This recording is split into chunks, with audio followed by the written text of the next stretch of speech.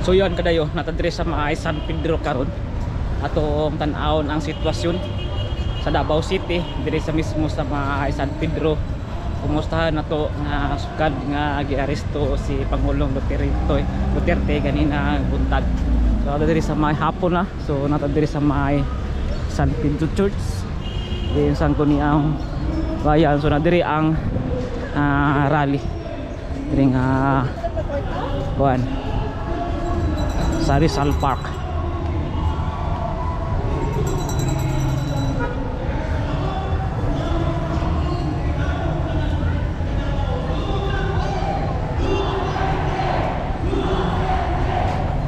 So nagsinggit nila Duterte.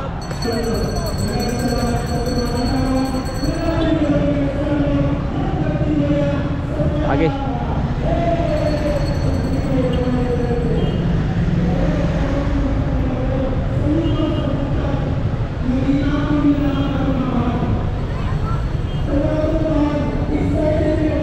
Okay guys.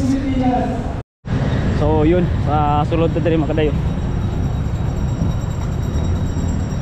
So medyo daghan-daghan ang tao.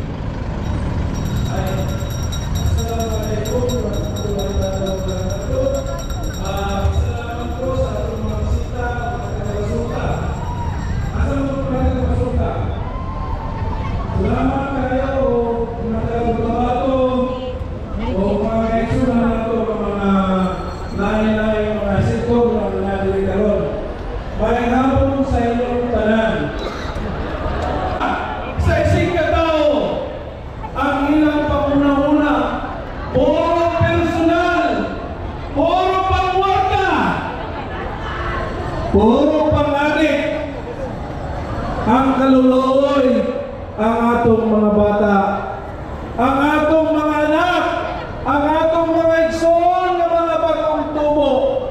Karon murag nawala ka og pagsalig sa gobyerno tungod mismo ang gobyerno, ang presidente mao'y bahag, way tarong nga panguna-una, way kahatag ug maayo nga pagdisiplina sa gobyerno.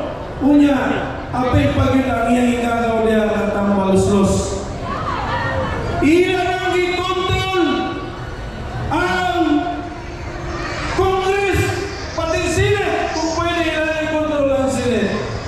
Kaya ang kwarta sa gobyerno, ilang yugong para ilang ibulsa. Kunuan ang atag sila o ayuda sa gobyerno. Kunuan ang atag sila o mga anak. Kunuan ang atag sila o mga ayos. Pero mas daghan sila ang nabulsa.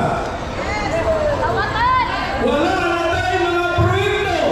Wala tayo makita ng mga project ng mga dagko.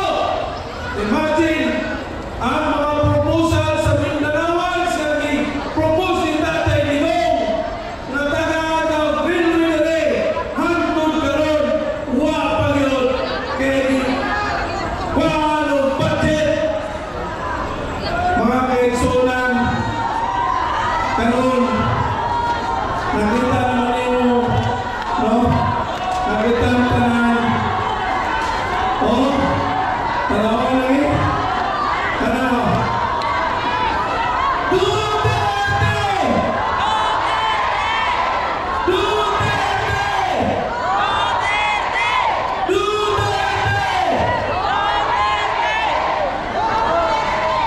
Sige. Paminaw sa talaan para mahanyan na ito ang plano. Mga kaisulan ko, Muslim ka man, o Katoliko sa mga reliyon mo, o taga-Mindanao ka man, o Luzon, Visayas, kung naiupa mo sa inyong pamilya, in taon pagawas ng mulya, o ipakita ninyo ang inyong pag-igugma sa atong former president na si PRD. Mabuhay si Tatay Digong! Mabuhay si Tatay Digong! Mabuhay si Inday Sara Duterte! Mabuhay ang mga Duterte! Mga ison ko, kanina na plano na mga first district kapitan na mano karon o second district ang mga kapitan, third district ang mga kapitan, magpupunta sa padayon natong panawagan na ilan ang ipalaya natong former president na si Tatay Digong. Iwa man isala, asa man ipakita ilang warrant of arrest, wala sila ipakita. Illegal detention na ang ibuhat nila kay Tatay Digong. So kinahanglan na ito, pagawas na ito, ang atong ganun, ang atong rights na ilang uyan ang atong former president. Doon, si Tatay Digong, nakusap na hatag sa ato.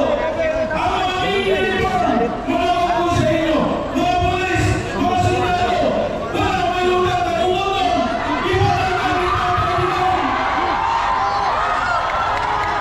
Iwanan kami Tatay Digong, ang inyong sundalo, ang inyong pag-amoy nila, ang mga sundalo, ang mga sundalo,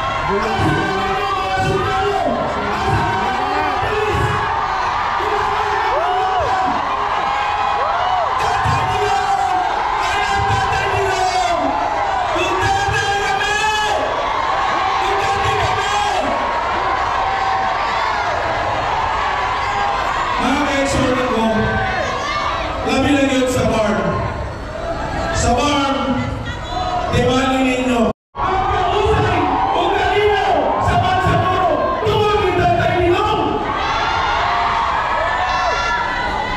In my left, Bangsamoro, nananya karon, ihagit na mo.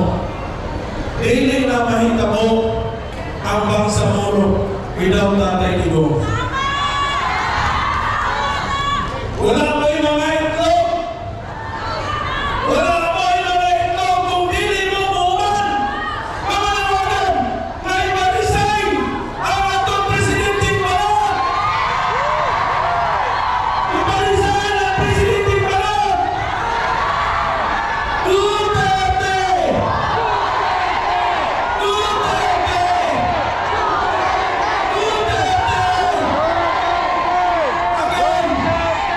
Again, mga kasundaluhan, nasahin ko ang mamahay mong patunauna. Ang inyong ilandag sa kausay yung kalinaw sa atong nasod. Asa naman mo, hindi naman ikapamantarungan yung ibuhat nila sa ato dali. Ang atong former president, ilang inako, labi na yung pinasi, General Tory, nako.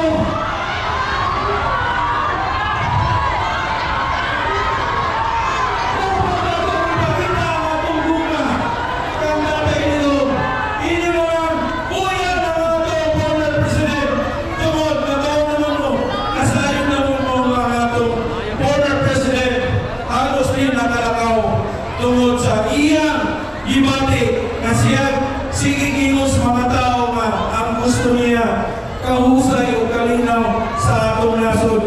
O natin na ngayon tulong, mawala ang korupsyon, mawala ang druga na makalaw sa inyong pamilya, sa atong mga bata. O natin tulong ni Tatay Digong na muempro ang atong Pilipinas nga gimahal. Daghang salamat o may hapon kanilang tanan. Maraming salamat sa Deputy Mayor Jose Guzman. Karon, nakalagay dito sa tuwang guest speaker no, atong isyani ang mga Duterte Barayay, BBM Malagubin! Duterte Barayay, BBM Malagubin! Duterte Barayay, BBM Malagubin! Duterte Barayay!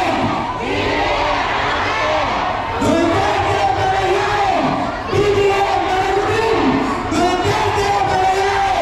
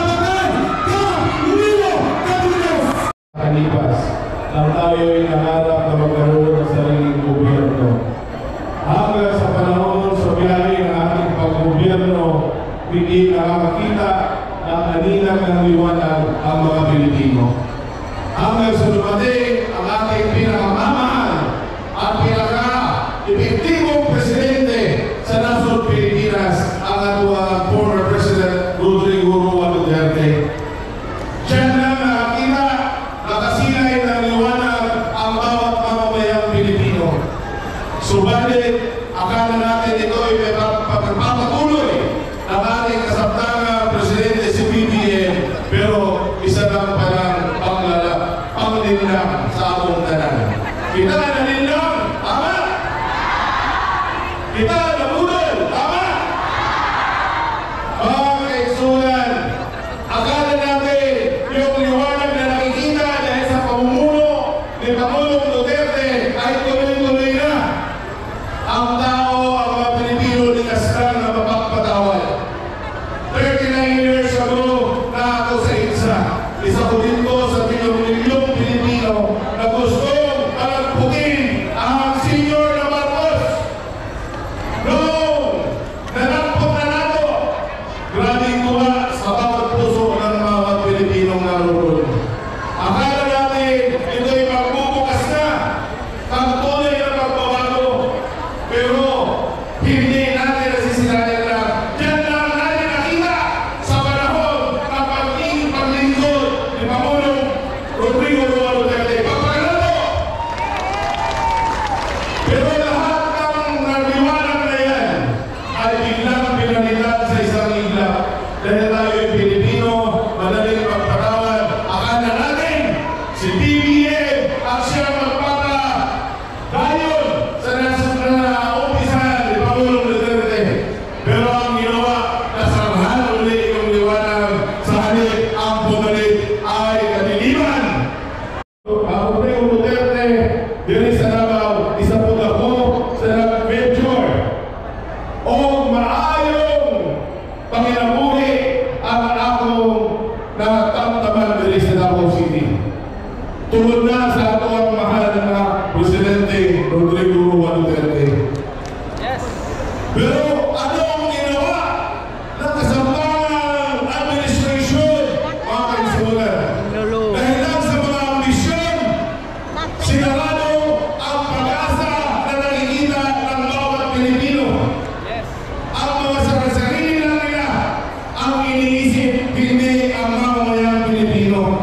At sa ngayon, para mawala ang hagdan sa lahat, inimpeach ka ako ang Vice President at gusto pa ibiyahe ang ato ang former President papuntang laing nasod. Gusto minayo sa mga Pilipino ang ating former President. Gusto niyo ba na malayo sa former President sa ikaw? Hindi! Kung kinakailangan mag-march na araw-araw, aron mapukaw ang administrasyon ito na walang pinta at mapalaya ang ating Pangulong Duterte. Gagawin natin lahat. Gagawin natin! Di na na ako tatalasan ng mga kaisunan. Ipalayo na ako. Ito ating ginagawa para maipakita natin sa buong sanlibutan na ang mga Pilipino hindi pumapayag sa iniklaradong mga akusasyon. Tama! Mayroong ako sa tanan o pumunta palayo na sa pagkampo sa ato ang kaluwasan. Talagang salamat! Mayroong ako sa tanan! Maraming salamat mga may kapit sa Barangay Kabatian, Camp Nilo, Cavite. E karon, ako na po ihatag sa tumanisyon sa Aptao District ng Inusara ang atong ihatag sa Barangay Sentro, Saliman, atong palabagan ko, Rudel Estrembe.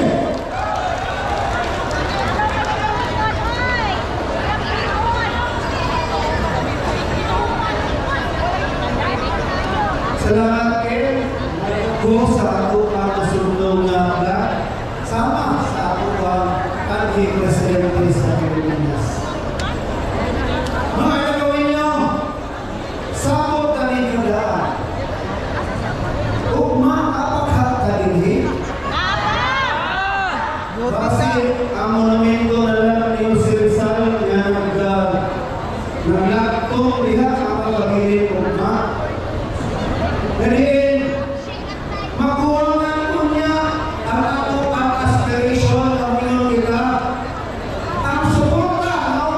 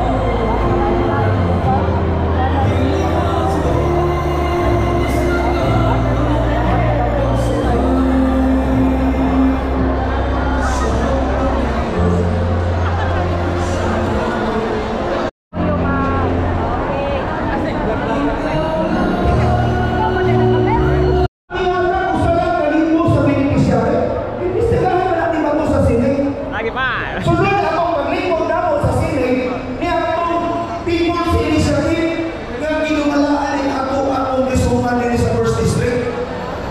Siya ang ginapadagan ato. Bantayan ninyo. Dami na madaw ang atong mga project. Kaya tungod na adiha ang dagang pagwarta. Unya, tanawa ang tulay.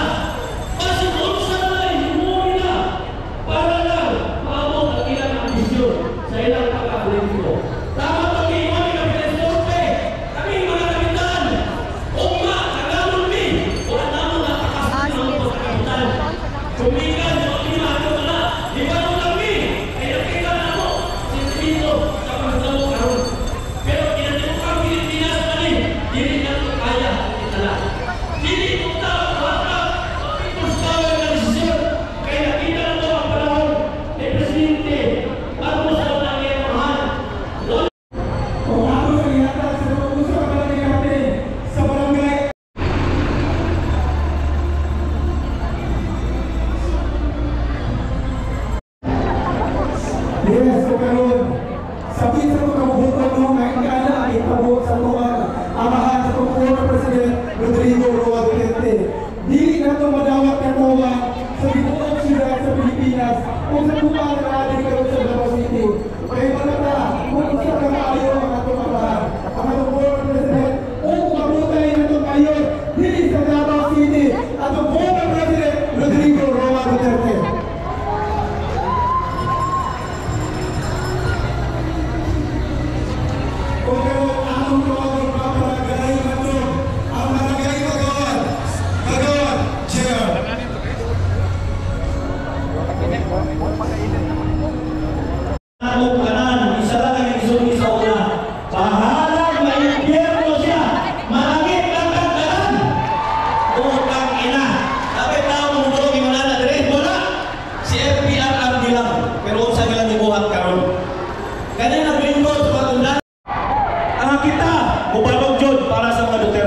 Walay gihimong sala ang atong presidente sa tuwa, kundi ang pagmahal sa tuwang pamilya. Ako pamilyado ko nga tao. Di barog ko diri karon tungod sa akong mga anak o sa mga mahimong anak sa akong mga anak. Kay gusto na kong hapsay na kalibutan. Gusto na kong hapsay na Dabawenyo. O ako sa Dabawenyo, usa ka mabaisog, mubarog ko para sa pamilya Duterte. Daghang salamat.